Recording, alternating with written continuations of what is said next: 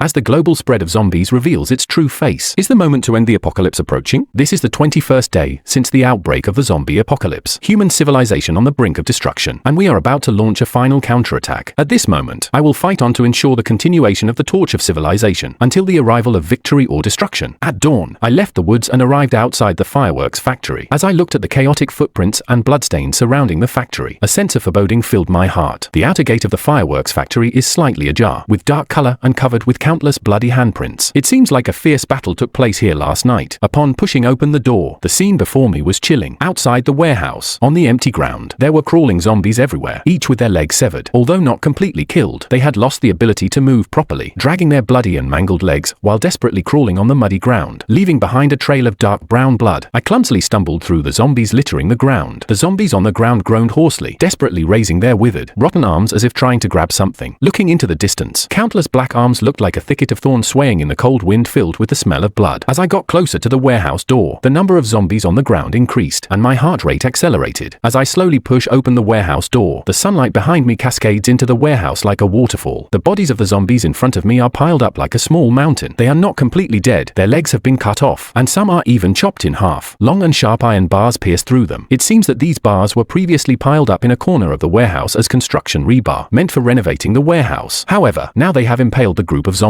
Standing atop a pile of zombies, the village chief stands alone. He silently lights another cigarette, surrounded by scattered cigarette butts. A ray of sunlight penetrates through the broken roof, casting a long, solitary shadow over the village chief. In the scattered smoke, I saw the village chief's arm torn open with a gruesome wound, blood almost dyeing his whole arm red. I paused briefly, feeling a sudden wave of sadness in my heart. Not only the wound on his arm. If you look closely, the village chief is almost covered in bruises. The biggest wound, diagonally running through his entire chest, tore through the village chief's coat, blood soaking through his inner shirt. With such a serious injury, it's a miracle that the village chief could hold on until I came back. I can't imagine what kind of fierce battle the fireworks factory went through last night, but what I can confirm is that the village chief single-handedly killed all the zombies invading the fireworks factory. I don't know what kind of power is supporting the village chief's broken body. The village chief took one last drag of his cigarette, ignoring the growls of the zombie pile beneath his feet. He crushed the butt on a zombie's head before calmly saying to me, "I wish I had a weapon like this when my son returns." That day at the train station, I was just one step too slow, watching helplessly as my son reached out to me for help in the zombie horde. I was so close. I had him in my grasp. I had him. The village chief didn't finish speaking. He just shook his head, sighed heavily, and slowly walked down from the pile of zombies. I noticed that the village chief had treated all the wounds on his body to stop the bleeding, not to wait for further treatment, but to ensure he could hold on a little longer. "I will find a way to save you," I blurted out without thinking, but I knew deep down that it was just a feeble attempt at comfort. The village chief noticed my expression, gently patted my shoulder and said, "It's okay, kid. The doctor treats the disease that won't die. The Buddha ferries those who are destined to die. I'm not afraid. I'm just sorry that I couldn't hold my position. I'll leave the burden of the back to you." The village chief struggled to lift the oil barrel from the ground and handed it to me. In the morning sun, the two men exchanged a nod, completing the silent handover. We worked in unison. I piled up the big box of fireworks and added a dozen strings of firecrackers to it. Then, I casually poured gasoline around the area. The village chief tore open the fireworks, scattering a large amount of gunpowder, covering every row of shells within sight. This amount of gunpowder, combined with the confined space, is enough to create a destructive effect comparable to a missile explosion. Then we worked together to move several boxes of fireworks, which had been prepared in advance, to the open space outside the warehouse. Today is a rare sunny day with clear skies, a perfect day for setting off fireworks. Zombies are coming at us from all directions, but the village chief seems unfazed. He suddenly pulls out 2 bottles of beer, and we cheers before downing them. Then we light fireworks at our feet, and the huge explosion echoes above us as the daytime fireworks streak across the sky like shooting stars. We stood side by side watching the fireworks in the sky, and in that moment, we were reminded of the past prosperity and peace that is now unfolding before our eyes. I imagine under these fireworks, above the ruined ruins, the city is being rebuilt. The world is full of vitality. Children are smiling again. Lovers are embracing each other. Families are reunited. I believe that day is not too far away. By the time the 5th box of fireworks was lit, nearly half an hour had passed. Just as I was about to ignite the 6th box, the village chief stopped me and took the lighter from my hand. "Let's end it here. It's time for you to go," the village chief said wearily, motioning for me to listen closely. When the deafening fireworks noises died down, I realized that in the distance, there were already intermittent roars. Thousands of zombies nearby had been awakened by the loud noises. I could feel them relentlessly approaching. The village chief looked into the distance, struggled to straighten his chest, and black blood silently crept up his neck and cheeks. The village chief struggled to say, "The zombie horde has been attracted here. Someone needs to light the warehouse when they come in. This is now my battlefield, and I will hold it to the last moment. But this is not your battleground. You can make a bigger impact elsewhere. Go now while you still can." I realized it was time to say goodbye now. Before I could answer, the village chief bent down down and lit the last box of fireworks on the ground, then turned and walked towards the warehouse door. Under the dazzling fireworks, the village chief played with the lighter in his hand, his back slightly trembling, slowly and resolutely disappearing into the depths of the warehouse. Just like the young man, the village chief never looked back from start to finish. I saluted the village chief one last time, then ran quickly towards the distance. The village chief is right. A dark horde of zombies has appeared on the horizon, moving like a black tide towards the fireworks factory. If we delay any longer, I'm afraid I won't be able to escape. I was running frantically along the crumbling highway, dodging zombies heading towards the fireworks factory. The shadows around me were left far behind. When I reached the culvert blocked by trucks, suddenly a loud explosion came from the distance, and the ground seemed to tremble with it. I quickly stopped in my tracks, turned around panting, and felt a wave of heat rushing towards me, stirring up the paper scraps on the ground, swirling in the air like snowflakes. A black cloud rose into the sky in the direction of the explosion, covering half of the sky, and the world became silent at that moment. I stared blankly at the distant flames, and my eyes unknowingly became blurred. Next, to avoid the zombies heading towards the fireworks factory, I took a lot of detours. By evening, I finally dragged my tired body back to the village. Everything went just as planned by the village chief. The zombies in the village and surrounding areas were all attracted by fireworks and explosions, except for a few zombies trapped in buildings. The horde surrounding the village has disappeared. At this moment, all the survivors in the village can finally leave the shelter briefly. People are gathering supplies around, but after experiencing this apocalypse, the once bustling village now only has around 20 people left. They look expressionless, wandering around the village like ghosts, searching every house in the village one by one, packing and gathering all the usable supplies. I walked through the busy crowd, and they all stopped what they were doing to look at me, but no one asked why I was the only one who came back. From the moment we set off, they were prepared for whatever might happen. The leader has taken over the role of the village chief and become the leader of all survivors. The young people following the leader have now taken on the responsibility of protecting everyone. Surprisingly, when the leader saw me returning alone, he did not show any contempt or doubt, but simply ignored me. He directed the others to take care of the sick and organize the supplies. I found a safe corner in the village chief's shelter and finally relaxed, letting go of all the tension. I had the deepest sleep since the outbreak of the apocalypse. When I woke up, it was already late at night. The shelter was pitch black and I could hear faint sobbing coming from the street outside. As I stepped outside, I saw many candles scattered on the ground, their flickering flames illuminating the rural path like a galaxy on the ground. Those are the survivors of the whole village, mourning their lost family members. They dare not burn paper money, fearing it may attract more corpses, so they can only use dim candlelight instead. In the flickering candlelight, I saw the leader standing with his hands in his pockets, looking at me from a distance with a complex expression. We locked eyes for a moment, and then the leader sighed and said, "Your share of supplies is ready. If you need it, we can help you move it to the front gate of the breeding farm." I nodded absent-mindedly, then hesitated for a moment and said, "That young man left very bravely in the end." "I know," the leader nodded. "The village chief too." I also know that the leader remained silent for a moment, then continued nodding. "I'll continue with the supplies later. It's not urgent. I want you to help me with something tomorrow." The leader frowned and replied coldly, "Make it clear. We may not be enemies now, but we are definitely not friends either." I solemnly answered that it's not about personal grudges. I just want to do what I can to help end this long apocalypse. The boss stared into my eyes for a while, then nodded and didn't say anything else. The next morning, just before dawn, I met up with the leader at the village entrance. Then, we found the electric bike I rode down the mountain in the bushes by the roadside, and we headed towards halfway up the mountain together. We followed the rugged mountain road and returned to the deep pit near the farm. As previously speculated, most of the zombies in the pit have now completely lost their vitality. Even when approached by living people, they only move weakly and lifelessly, with pieces of charred flesh falling off. The leader stood at the edge of the pit in shock, just like I was back then, filled with deep fear. But now, I was calm and tied a rope to a nearby tree, and then went straight into the deep pit. A zombie in the pit tried to crawl towards me. I suppressed the disgust, found the most burnt skeleton in the zombie horde, yanked it out firmly, tied it with a rope, and signaled the leader to pull us up together. The leader cleared his throat nervously, pulled us out of the deep pit, and his gaze fell on the skeleton. But he didn't dare ask. I put on gloves and carefully examined the spine of the skeleton. As expected, the virus rapidly mutates after the host's death, now resembling a fungal colony attaching to the spine and joints of the host. Finding a way to inhibit them before the virus mutates could help reduce the birth of new zombies from the source. For the current large number of infected individuals, time will be their biggest enemy if they do not receive the necessary blood and flesh supplements. I took a sample of fungi from the skeleton and put it in a small glass bottle that I carry with me. The leader stood by the pit lost in thought for a long time, until I stood up and called out to him. He then silently turned around and quietly wiped away the tears from the corner of his eyes. Before heading back, I contacted my father through the walkie-talkie to let him know I was safe. Even though I had only been away from the farm for 3 days, it felt like a century had passed. Hearing my father's voice again made my nose tingle with emotion. I told my family that everything was going smoothly outside, and I hadn't encountered too much danger, just like the usual calls home where I only report good news and not worries. The boss is waiting for me on the side, arms crossed, gazing at the sky. Who knows what's on their mind? Before nightfall, we moved the supplies up the mountain in batches using the pulley lowered by our father, and gradually brought them into the breeding farm. Then I asked my wife to inventory the relatively abundant supplies in the breeding farm. and we gave a portion of it to the leader. After the final batch of supplies was moved, the leader informed me that they had decided to leave the village with all the survivors. The terrain of the village is difficult to defend. If another zombie wave hits, all the survivors will be in a precarious situation again. They decided to quickly move to a nearby abandoned factory while the zombie horde was still away. The leader has already sent people to investigate, and there are currently no signs of active zombie groups in that area. There are some survival supplies left near the factory, and most importantly, the terrain is easy to defend. It's considered a desirable shelter. So we shook hands for the last time, and then I seriously reminded you to stock up enough food to last for 3 months. Avoid going out as much as possible. If someone dies during this time, make sure to handle the bodies properly. I think you understand what I mean. 3 months later, if all goes well, the majority of the existing zombie horde will likely lose their ability to move. That will be the time for us to fight back. The boss nodded after a moment and then emphasized, "We'll meet again on the day of victory, alive." After daybreak, all the survivors in the village quietly left. This land, which holds memories of several generations, may not see their return for a long time. I returned to the farm, took off my blood-stained leather jacket, washed myself with icy mountain spring water, changed into clean clothes, and then embraced each member of my family one by one. Later, I carefully stored my daughter's exercise book. It was only then that I noticed a row of scary bite marks on it, just 2 pages away from piercing the skin. I've decided to keep this secret. Many years later, when the apocalypse is over, maybe I'll tell it as a bedtime story to my daughter. I'll tell her that her blessings helped her dad survive in the harsh and cruel world of zombies during the apocalypse. We are just in the midst of a turbulent situation right now, and we can't be sure if the peaceful shore really exists.